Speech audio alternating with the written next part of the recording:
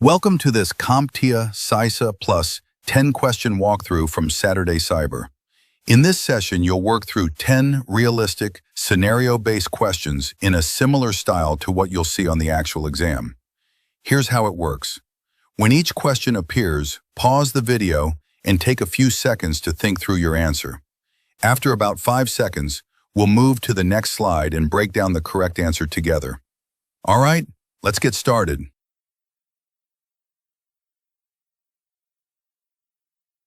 Okay, let's check your answer. The correct choice here is C, capture a memory dump for analysis. Since the analyst suspects a reverse shell, volatile evidence is key. Capturing memory preserves proof of the active connection before anything changes. Blocking the IP or disabling the adapter could alert the attacker and destroy data. Re-imaging comes later during recovery. That's why collecting that memory first is the smartest move.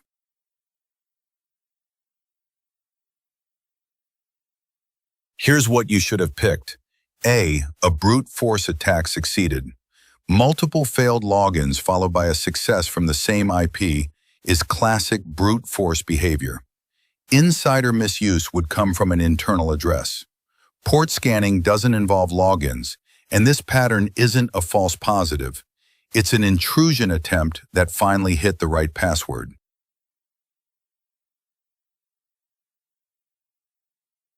The best answer in this scenario is A, asset criticality. When prioritizing remediation, focus on how important the affected system is. Even with a high CVSS score, a customer data web server exposed to the internet carries the most risk. Patch release dates and number of systems matter less than the business impact if compromised.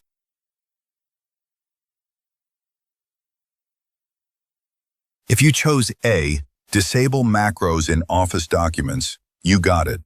The threat intel says attackers use malicious attachments, and macros are a common delivery method. Disabling macros stops those payloads before they can run. Network segmentation and MFA are great controls, but they don't address this phishing vector directly.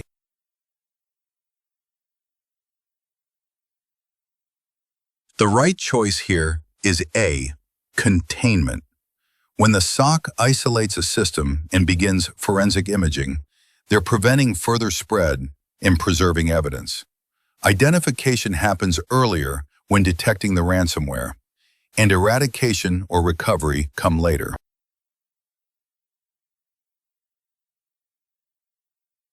Let's break down the correct answer.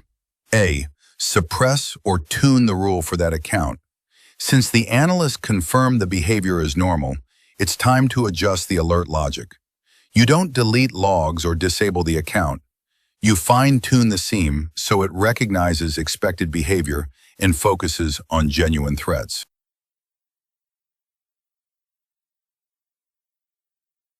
Here the best approach is B, dynamic analysis.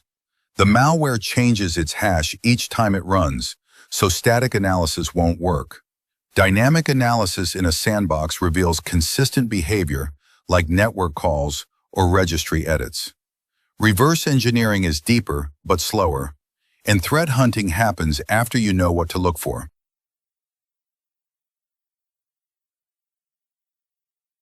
Let's see how you did on this one. The correct move is A, isolate the endpoint from the network. When a PowerShell script tries to pull a payload from the internet, containment is priority number 1. You can decode the command later, but stopping the outbound connection prevents the attacker from maintaining control. Scanning or asking the user won't stop an active compromise.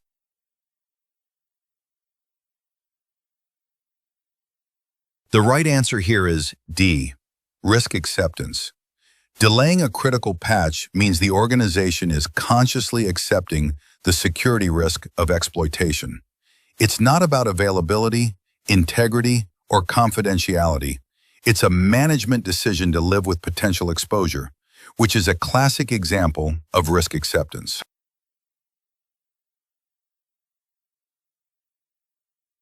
All right, last one. If you investigated the logs first, you're thinking like a real analyst. The correct first step is A, investigate database access logs. An IDS alert for large outbound traffic might mean data exfiltration, but you need evidence before blocking anything.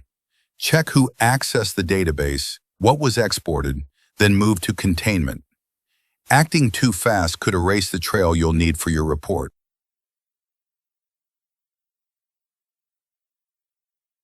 Nice work completing the Saturday Cyber Quiz. Remember, it's not just about memorizing answers. It's about understanding the reasoning and concepts to choose the best answer. Keep practicing, keep analyzing, and you'll build the confidence you need to pass the exam. I hope this was helpful for you. Thanks for watching, and I'll see you in the next video.